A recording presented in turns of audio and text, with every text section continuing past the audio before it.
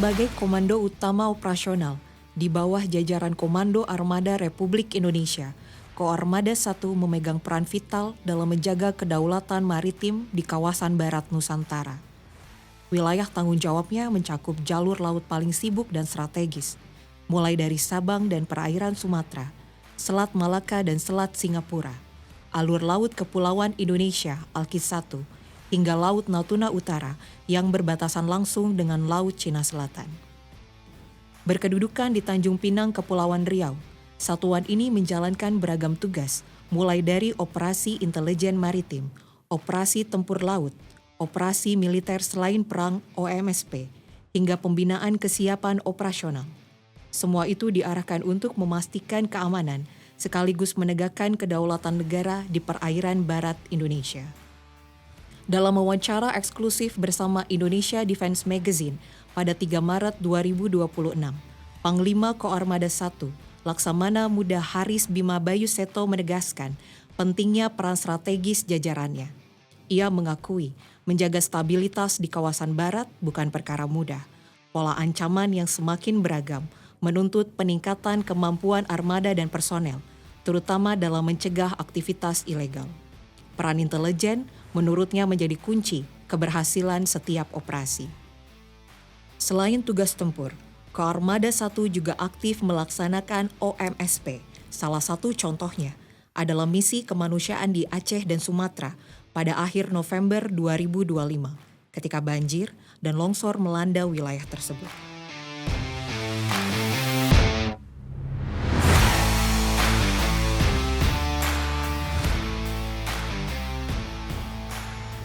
Ini cukup sangat strategis, cukup strategis. Di bagian barat sejauh ini apa yang menjadi fokus utama Panglima untuk menjaga stabilitas di kawasan? Fokusnya itu tentunya sesuai dengan tugas kita. Angkatan Laut punya 3 tugas ini, pertahanan, keamanan, diplomasi. Ya kalau gitu fokusnya tentu kita menjaga keamanan. Ya selain itu juga menjaga kedaulatan perbatasan dan sebagainya. Itu fokus tadi di bidang pertahanan tadi.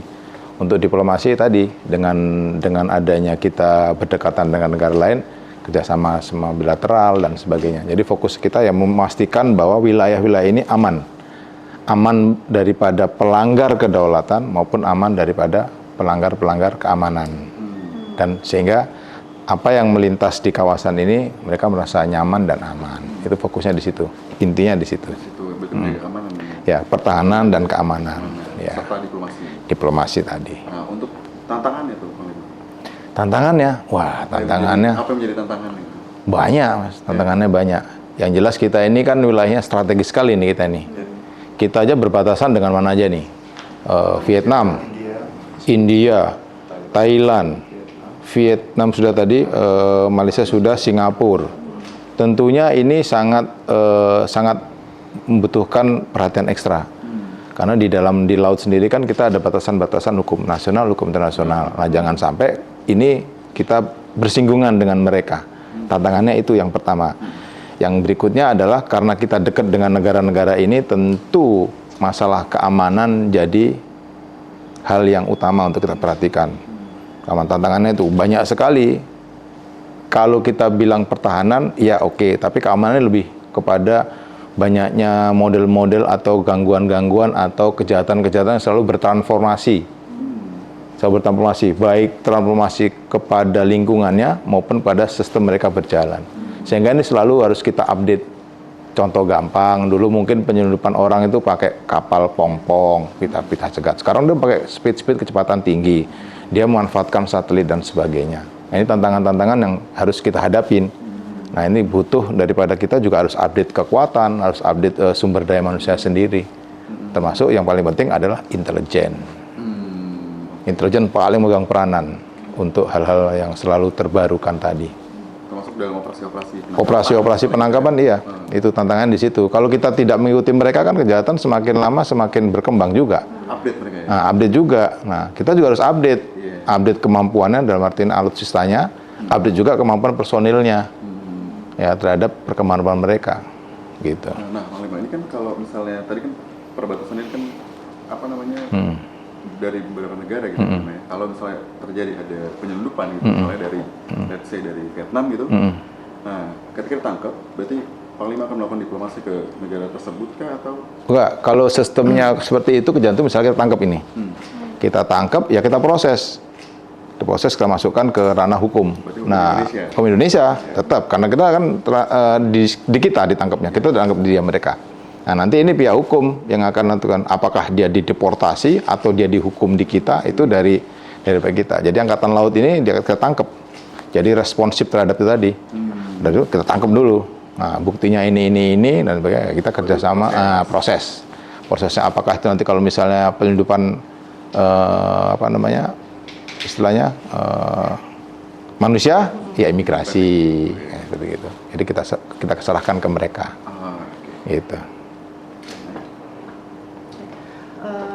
Sekarang ngomongin soal kemarin Satgas Penanggulangan Bencana di Sumatera kemarin, Pak. Itu kan dari November ya kejadian bencana banjir. Itu bisa diceritakan nggak peran Kormada 1 bagaimana dalam menjalankan tugas OMSP di Sumatera sana dan bisa dijelaskan juga tantangannya itu seperti apa sih? Soalnya kan kemarin kan kayak Pak Kasal juga bilang untuk pendaratan helikopter itu juga susah kan gitu. Gimana Pak? Ya, jadi sejak November ada bencana itu, malam itu kita langsung perintah untuk menggerakkan kekuatan. Nah, dari Panglima Armada RI saat itu, beliau langsung secara sigap langsung membentuk sebuah organisasi tugas. Jadi beliau sebagai angkatan tugas, kami sebagai gugus tugas. Nah, yang di darat itu ada ST. ST-nya ini para komandan-komandan koderal. Nah, saya GT membawain gugus tugas laut dan sebagainya. Gitu. Jadi langsung cepat kita kerahkan saat itu. Kebetulan alhamdulillah Armada 1 mempunyai KRI-KRI yang sudah siap untuk melaksanakan perintah itu. Jadi perintah itu datang malam, besok sudah ada yang berangkat kita. Sudah ada yang berangkat. Jadi kita tantangannya itu adalah yang kalau dengan KRI dan sebagainya tentunya ya, ini tentunya alam pasti ya kan. Alam pasti alam. Saat itu kan musim-musimnya hujan ini kan, musim hujan dan sebagainya. Yang berikutnya karena yang kita angkutnya adalah KRI-KRI yang besar. Nah, terkadang di tempat bencana itu kita tidak punya dermaga yang bisa kita labuhkan KRI atau kita sandarkan. Nah, ini ketantangannya. Nah, bagaimana caranya? Ya sudah, kadang-kadang kita dari kebetulan tipe-tipe LPD, nah, dia mempunyai kapal-kapal kecil kalau nanti orang nggak tahu, selain LCU itu, nah, kita pakai itu untuk ke darat. Darat pakai itu, terus yang ada heli, kita naik heli. Namun sama lagi, begitu kita pakai heli, ternyata di sana tidak ada untuk menurunkan heli. Nah, itu kan susah. Kita lepas juga. Nanti berantakan dan sebagainya, itu tantangannya. Tapi bisa itu kita minimalisir lah, kita cari daerah yang bisa untuk daratan heli tapi memang agak jauh dari daerah bencana yang terdampak yang benar-benar itu. Kebetulan saya waktu itu sempat ke sana 2 kali ya, memang akhirnya kita lihat juga bahwa yang sebetulnya yang dibutuhkan itu justru akses ke daerah terdampak saat itu. Hal ini kami laporkan ke Kasal sehingga yang tadinya bantuan berupa logistik berubah menjadi bantuan berupa alat berat, jembatan, sebagainya untuk akses itu. Karena alat logistik ini alhamdulillah juga kita dibantu oleh masyarakat yang sangat empati pada saudara-saudaranya. Banyak logistik ini, namun kendalanya tadi logistik ini tidak bisa. Jadi hanya numpuk di Jakarta, numpuk di KRI, numpuk di posko-posko yang ada di dermaga, tapi tidak bisa ke sana. Nah, kendalanya itu. Tapi kita berkat bantuan dari teman angkatan udara, teman angkatan darat, maupun kepolisian, kita bisa ke sana. Tantangannya itu. Sama seperti waktu tsunami dulu, tantangannya hampir sama seperti itu. Berarti dari RPD Kormada 1 ini titiknya ke Sabang, Belawan? Kita sesuaikan dengan, jadi ada tadi katakan ST darat. Nah, mereka yang tahu posisi-posisi mana sih yang paling terdampak, sehingga ini yang kita prioritaskan dulu. Bukan berarti yang lain tidak dihitung, tapi ini dulu, nah, baru nanti ke sini. Atau kita buat paralel. Ini ke sana juga iya, dengan jumlah yang mungkin sedikit lebih banyak, ini ke sini. Nah, jadi itu kita info dari tadi ST darat, dari kodar gede langsung ke sana. Nah, itu. Jadi seperti itu. Total berapa orang Panglima yang dikerahkan dari? Wah, kita ada kurang lebih 6.000 malah. 6.000 orang. Itu udah dengan KRI, dengan marinir, dengan ini, dengan ST Darat tadi, dengan 6.000 ya. Kita kapal itu total, nggak kapal, jumlah alut waktu itu 17, kalau nggak salah. 17 kapal besar dan kecil. Banyak masuk helikopter segala. Itu Panglima kemana dulu tuh? Kalau saya kemarin, saya itu dari sini ke Medan dulu, baru saya ke Aceh Tamiang. Darat berarti Panglima ya? Saya lewat heli. Lewat heli, karena darat putus. Nah, saya lewat heli, turun di sana, di Aceh Tamiang, terus saya jalan ke mana-mana gitu. Itu habis dari situ saya ke Sibolga, terus ke Padang, dan sebagainya. Jadi saya lihat benar gitu, maksudnya, apa sih kesulitan di lapangan ini, sehingga saat itu masih ada yang belum terjangkau, belum ini, nah sehingga apa bantuan kita tuh jangan sampai orang Jawa bilang tuh percuma kita udah datengin tapi nggak bisa kita distribusikan. Akses tadi. Itu tantangan kita seperti itu. Akhirnya kan muncul ada buat jembatan, buat ini. Alhamdulillah bisa ditanggulangi lah dengan cepat sih, menurut saya dengan cepat. Hampir sebulan lebih ya? Sebulan 2 bulan. Ya nggak sampai waktu itu sebenarnya kita udah bisa ngedrop itu 2 minggu sebenarnya udah bisa kita. Cuman memang tidak maksimal karena tadi. Jadi saya melihat sendiri prajurit kita itu membawa manggul beras sampai jauh itu kan. Sementara mereka jalan sendiri masih susah juga. Jadi seperti itu. Sekarang pun juga masih berlangsung ya Pak Panglima? Masih kita tanggap darurat masih ada. Untuk unit sementara kayak gitu. Ya, jadi kita tetap siapkan KRI, ada 4 KRI kurang lebih kita siapkan. Standby? Ya, untuk siaga. Iya, ini sekarang barusan dari Sumawi. KRI Semarang. Jadi itu masih tetap kita laksanakan. Kan proses istilahnya dari tangga bencana ke peralihan pembangunan. Nah, ini Panglima kembali lagi ke stabilitas keamanan. Karena kebetulan Selat Malaka dan perairan Natuna jadi jalur strategis. Nah, bagaimana Armada 1 ini menjaga stabilitas keamanan di wilayah yang tinggi lalu lintas internasional? Yang pertama jelas operasi rutin. Nah, operasi rutin pasti itu nggak mungkin enggak ini. Operasi rutin di wilayah kita sendiri. Ini kita ada beberapa KRI yang kita selalu operasi nih, baik di Selat Malaka maupun ke arah Natuna itu ada. Seperti katakan tadi, yang berikutnya adalah kita kolaborasi, kita berteman atau kita berkawan dengan negara perbatasan di mana mereka juga menggunakan wilayah itu. Harapannya apa? Mereka juga bisa memberikan informasi ke kita kalau ada hal-hal yang tidak benar, kita juga bisa memberikan informasi ke mereka. Pertama itu. Yang kedua, bisa menutup kekurangan daripada alutsista yang ada. Nah, jadi kalau kita harus banyak gitu kan nggak bisa juga kan, alutsista kan terbatas juga. Sebenarnya bukan terbatas sih kalau katakan, namun memang masih kurang untuk menjaga sekian panjang. Kita namanya patroli bersama dengan mereka, sehingga stabilitasnya akan bisa lancar. Nah, karena kejahatan itu kan bukan hanya dari kita, bisa juga dari negara sebelah dan sebagainya. Ini harus kita saling tukar informasi terlebih tadi. Nah, ini patroli rutin dan sebagainya, sharing informasi dan sebagainya. Kalau patroli itu seberapa sering dilakukan tuh Pak? Seminggu sekali? Kita patroli rutin itu 365 hari sepanjang tahun. Dengan dibedakan hanya sektor-sektornya saja. Nah, jadi ini misalnya sektor A, ini sektor B, nanti C, ya. Ada juga patroli bersama, namanya Patkor, patroli keterorganisasi. Nah, kalau Patkor itu yang baru agak berapa seminggu sekali kah? Atau? Patkor itu kita per TW ada, per triwulan kita ada. Jadi 1 tahun itu dibagi per triwulan. Nanti kita Patkor sama Singapura, sama Thailand, bahkan sama India pun kita ada, di Laut Andaman sana kita punya. Ya, karena kan kejahatan-kejahatan non tradisional banyak juga yang dari sana. Nah, itu kita patroli bersama. Tidak mungkin kita bisa patroli sendiri. Kalau patroli kan lebih enak. Datangnya dari sana kan mungkin dia, Pak ini akan masuk kapal ini. Nah, informasi dari sana. Ya, kita juga sama. Misalnya kita ada informasi kita sampaikan ke mereka. Gitu. Tapi kalau sama India tuh pasti di Andaman ya Pak? Andaman, Sabang. Ya, karena kan perbatasan lautnya kita di situ. Nah, kalau sama Thailand kita agak Makassar sisi utara. Nah, sama Singapura ya Selat Singapura. Nah, sama Malaysia Selat Malaka. Sama Vietnam mungkin kita di Natuna. Malaysia juga sama.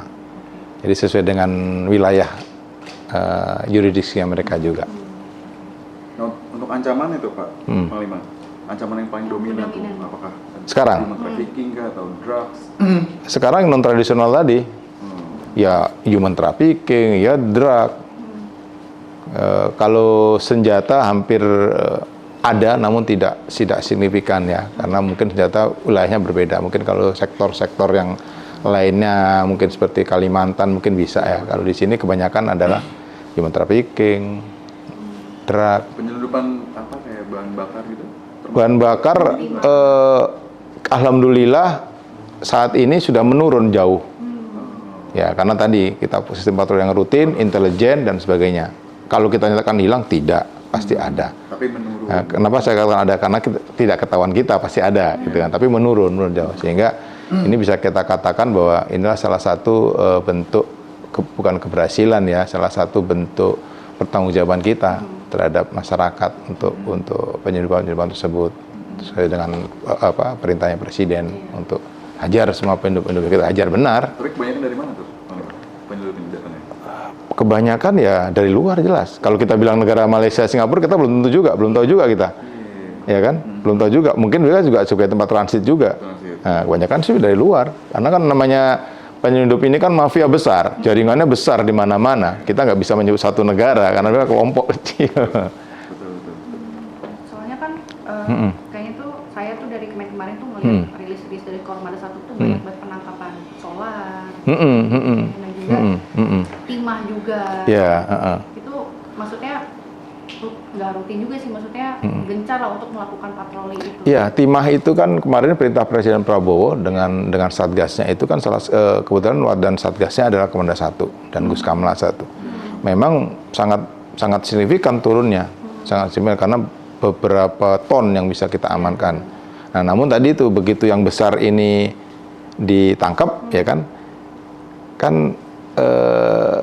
apa ya namanya? Masih ada tawaran dari negara luar atau untuk membelinya kan dengan harga lebih tinggi kan. Ini kan pasti menggiurkan bagi itu, sehingga itulah yang kita sampai sekarang tadi dapat akhirnya, tapi tidak terlalu banyak kan, hanya sekian kilo, tapi itu terus kita intensifkan terus itu kita dengan jaringan-jaringan intelijen yang ada.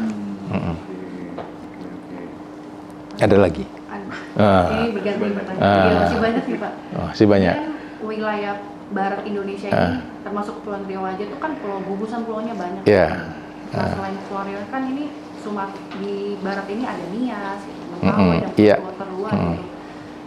Gimana sih Pak itu upaya Kormada 1 gitu menjaga pulau-pulau yang sangat banyak dan terutama pulau-pulau terluar terdepan itu? Jadi kalau menjaga pulau luar terdepan itu, kalau saya ngomong angkatan laut dulu ya, kita sudah tempatkan pasukan marinir.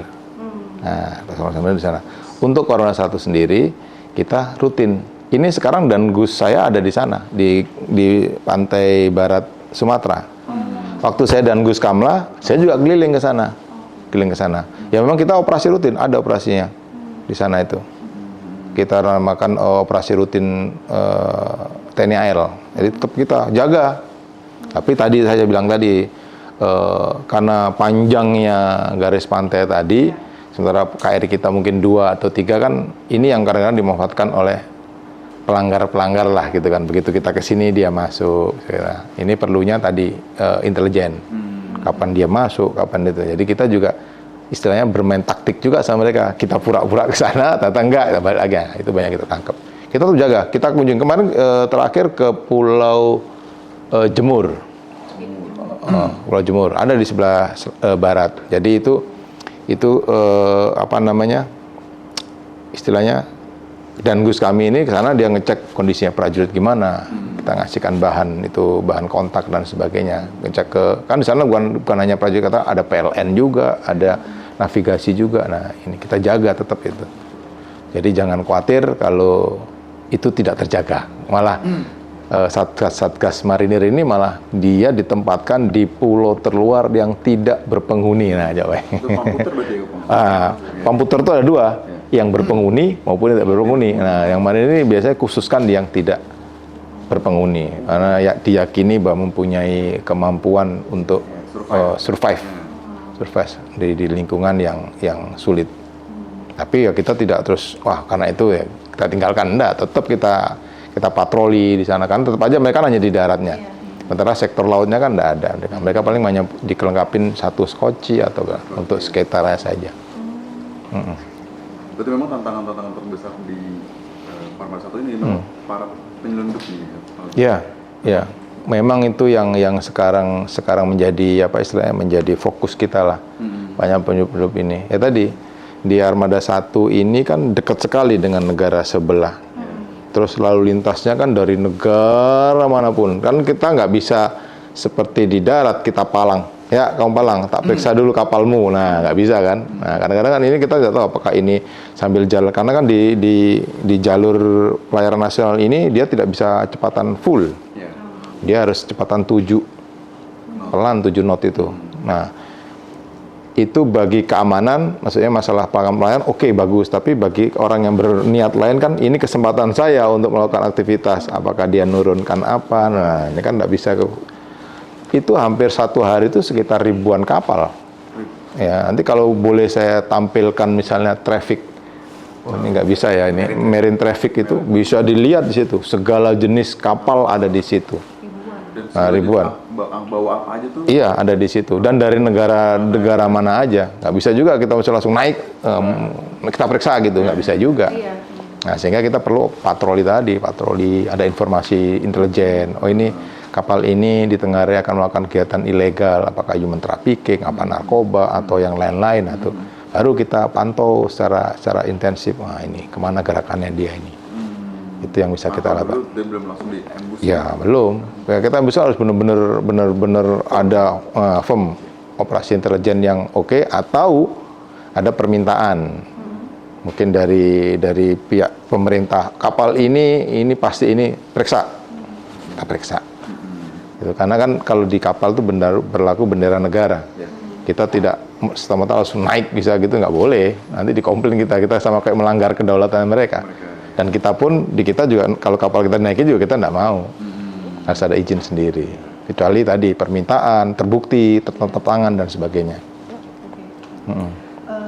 Izin Pak Panglima, mungkin mau ada tambahan sedikit. Mau nanya soal patkor sih. Kan saya kan belum tahu nih teknisnya patkor seperti apa gitu. Apakah tiap negara itu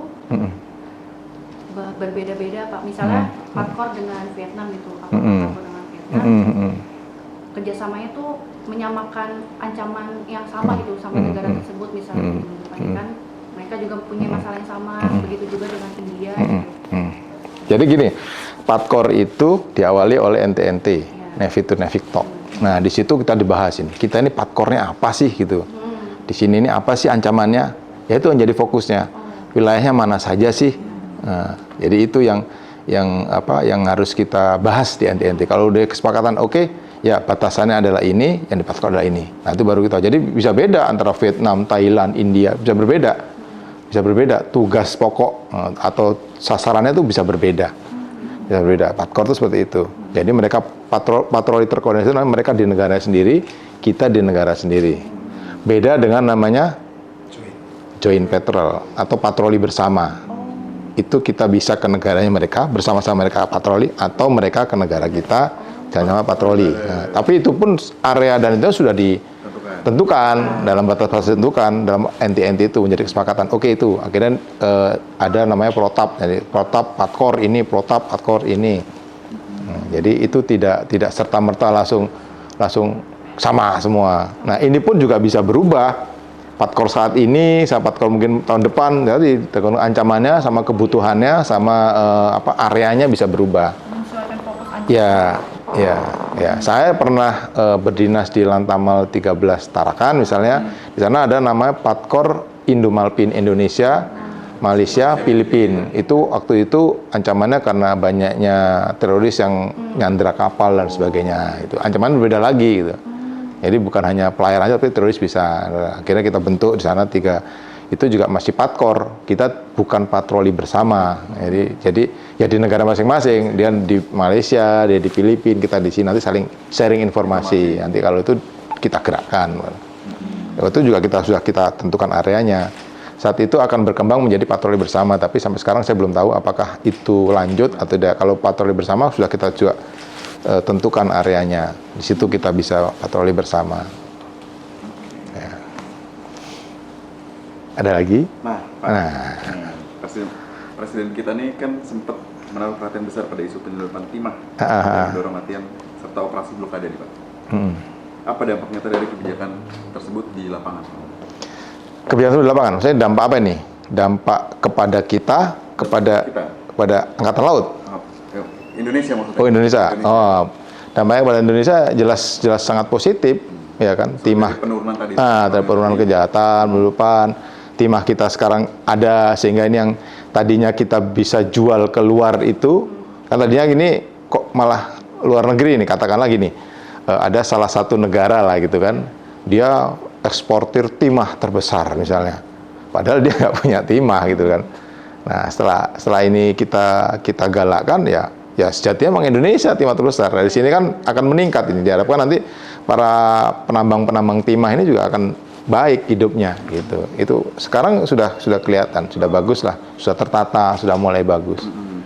Tapi seperti kata tadi, tetap iming-iming dari luar tuh kan ada. Ini yang harus kita laksanakan terus, patroli. Jadi harapannya kita mempunyai istilahnya cadangan anggaran yang besar untuk kemajuan ekonomi. Berarti ada kaitannya sama pertanyaan selanjutnya. Nah, berarti dari perspektif Panglima, aspek apa yang perlu diperkuat dan ditambah di Armada saat ini? Apa jumlah alutnya kan? Jelas, kan? jelas. Namanya armada itu kan ada karena KRI, ada karena kapal, ada karena alut. Nah, ini harus ditambah. SDM tentu dengan situasi sekarang yang selalu berkembang, SDM sekarang juga tidak harus sekedar belajar bagaimana perang, tapi juga harus tahu mengerti tentang hukum. Karena kita ini kan juga beririsan. Kita punya hukum nasional, kita juga bekerja sama dengan luar negeri, jangan sampai saling singgungan itu. Yang paling penting lagi adalah intelijen. Tetap intelijen, baik itu intelijen di daratnya, intelijen di lautnya, apalagi kalau kita bisa punya satelit dan sebagainya yang kita bisa gunakan. Satelit ini mandiri loh. Saya cari benar-benar saya nggak ngomong armada, mungkin TNI lah punya satelit sendiri untuk biar ya tidak bocor lah, tidak bisa dimasukin oleh pihak-pihak yang berkepentingan untuk melanggar. Nah, berarti kalau dari perspektif Bapak Panglima sendiri, butuhnya tuh apa aja Panglima? Kira-kira tuh butuh KCR nambah berapa kah? Kalau saya, pengen mau semuanya saya. Itu ya jawabannya. Iya, karena kan gini, di laut ini kan berlapis kita. Berlapis. Kalau kita tidak ngomong hanya KCR katakanlah, tidak. Ini kan hanya dekat aja sama pantai dia. Sementara kan kejahatannya ada yang dari luar juga. Dalam misalnya. Nah, laut dalam kan KCR kalau keluar ini juga, waduh, kalau kena ombak goyang juga dan sebagainya. Dibutuhkan kita. Jadi kalau saya mau ya, kalau bisa ya secara berlapis tadi bertahap. Mungkin KCR dulu, mungkin ya kapal-kapal cepat dulu yang diningkatkan jadi atas. Kalau untuk kalau untuk kegiatan tentang khususnya pelanggaran kayak timah dan sebagainya. Tapi kalau kita ngomong pertahanan negara, ya saya butuhnya kapal besar dong.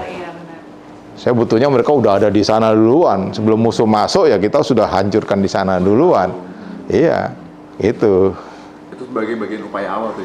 Iya. Musuh masuk, lawan. Iya, kita hancurkan. Jangan saya musuh masuk. Nah, kalau musuh masuk kan repot kita. Iya. Nanti kita bisa perang di dalam ini kan. Yang ikut hancur bukan hanya kita tentara, tapi rakyat kan juga ikut merasakan. Ya, kalau bisa jangan sampai rakyat merasakan.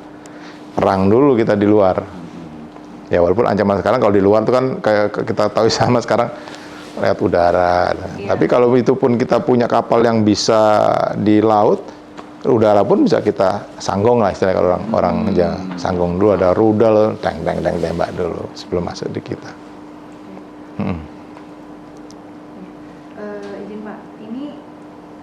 Bagaimana Bapak Panglima melihat peran Kormada 1 dalam beberapa tahun ke depan nih Pak, menghadapi dinamika kawasan Indo-Pasifik dan ancaman non-tradisionalnya? Perannya? Ya. Harapan saya? Bagaimana melihat perannya ya? Harapan saya ya Armada 1 lebih bisa lagi untuk memberikan kontribusi positif untuk menghadapi ancaman tadi. Apalagi Presiden sudah menetapkan bahwa COG negara kita ada 3, ya kan? Aceh, Jakarta, Papua, itu COG kita. Choke point kita ada di Selat Malaka, Natuna, dan Selat Sunda Alki. Jadi ada 3 choke point, ada 2 dari 3 COG-nya negara ini ada 2 di wilayah saya. Ya kan? Ya harapan saya bisa berkontribusi positif untuk bisa tadi ikut serta dalam pengamanan dari baik COG maupun choke point yang itu. Sehingga bisa memberikan rasa aman, rasa damai di Indonesia ini. Oh, choke point ada 2 di sini ya, Pak ya? Kita ada 2. Oh enggak, choke point ada 3. COG ada 3. Ada 2. Dari 3 ada 2. Jadi Aceh, Di wilayah Panglima. nah, Aceh, Jakarta, sama Papua. Yang ditetapkan oleh Presiden kemarin itu ada 3. Nah kan dari 3 itu 2 di kita. 1 di Papua kan armada 3. Nah, armada 1 kan di sini. Nah, di Aceh sendiri sama Jakarta selain Aceh ada Selat Sunda, Selat Makassar. Jakarta ada Selat Sunda masuk dalam choke point. Nah, berarti makanya oleh sebab itu saya kemarin sudah perintahkan ASOP, Asintel dan perwira terkait untuk menyiapkan kapal-kapal yang siap tempur. Ya, kita tidak hanya berbicara masalah keamanan saja, kita harus bicara juga masalah pertahanan. Jadi harus kita siapkan dan sudah terdata berapa KRI yang kita siap tempur dan berapa yang siap operasi dan sudah terdata. Kita inginkan seperti itu dan kita sudah hitung. Kita hitung benar parameternya apa, untung ruginya apa sehingga kita butuhkan KRI untuk tempur. Nah, ini sedang kita ajukan ke Mabes, ke Kemhan sehingga harapan kita ini bisa terpenuhi sehingga benar-benar kita bisa mengamankan apa yang menjadi perintah Presiden untuk mengamankan COG maupun choke point. Nah, Gitu. selama Panglima menjabat jadi Panglima ini, ada case yang paling besar tuh yang pernah penyelundup dari ini kasus ini. Kalau saat ini ikonik saat ini ya Timah tadi. Oh, Timah. Timah. Karena kan baru 4 bulan saya menjabat. Ya Timah ini yang paling bisa kita bukan kita banggakan ya, kalau namanya tugas itu kan bukan kita banggakan, tugas ya tugas yang bareng kita sampaikan loh. Ya Timah ini sementara ini penyelundupan itu yang paling ikonik di khususnya di Armada 1. Selain hal-hal lain seperti latihan dan sebagainya. Satu pertanyaan terakhir, Pak. Ya. Pesan Bapak Panglima kepada semua prajurit Koarmada 1 dalam menjaga kedaulatan dan kehormatan bangsa. Oke, saya punya moto sebenarnya di Armada 1 ini namanya sigap. Sigap. Kenapa sigap ya? Tadi kita ini pada posisi yang strategis, kita ini dengan ancaman yang sangat dinamis. Harapan saya, kenapa ya harus sigap itu? Sigap ya satunya adalah siap. Kita harus siap. Kapanpun kita diperintah, siap itu apa aja ya? Siap personilnya, ya siap alutsistanya, ya kan? Ya siap semuanya mentalnya. Itu ya. A-nya adaptif. I-nya itu integritas. Tadi saya bilangkan tadi, karena kita di negara, tadi kan banyak penyelundup, dan saya yakin mereka juga kan, kali aja nih aparatnya bisa diatur-atur di atas. Nah, itu ingin saya, kalau kita sudah berintegritas, nggak ada hal kayak gini. Itu kan ancamannya seperti itu kita, yang sekarang paling penting. Terus gigih. Ya tadi itu gigi kita dengan alam yang luar biasa di lautnya harus gigi kita, nggak gampang menyerah, nggak ini itu gigi sudah. Tentara ya harus gigi, ulet dan sebagainya. Tadi hanya adaptif dengan perkembangan teknologi, dengan perkembangan ancaman itu harus kita adaptif. Kita tidak bisa pakai ini aja kan bisa, pakai ini aja enggak, terus kita juga mengembangkan diri terus, adaptif terus. Nah, dari 4 tadi harapan saya jadi profesional. Kalau udah gitu kita profesional, karena orang profesional dulu. Nah, kalau saya tidak, saya lebih cenderung ke dalam dulu tadi. Siap dia, integritas, baru dia bisa profesional. Gimana dia kalau mau profesional dia sendiri nggak punya integritas, nggak punya kegigihan, daya tempur gimana? Nggak akan jadi profesional ya. Jadi profesional hanya sebatas dia bisa saja gitu, tapi di dalam jiwanya dia tidak ada. Justru dari dalam ini yang kita harus kita tata dulu, kita bangun. Gitu. Sigap tadi Pak. Armada 1 sigap. Nah, itu. Ada lagi? Udah. Panglima, terima kasih banyak.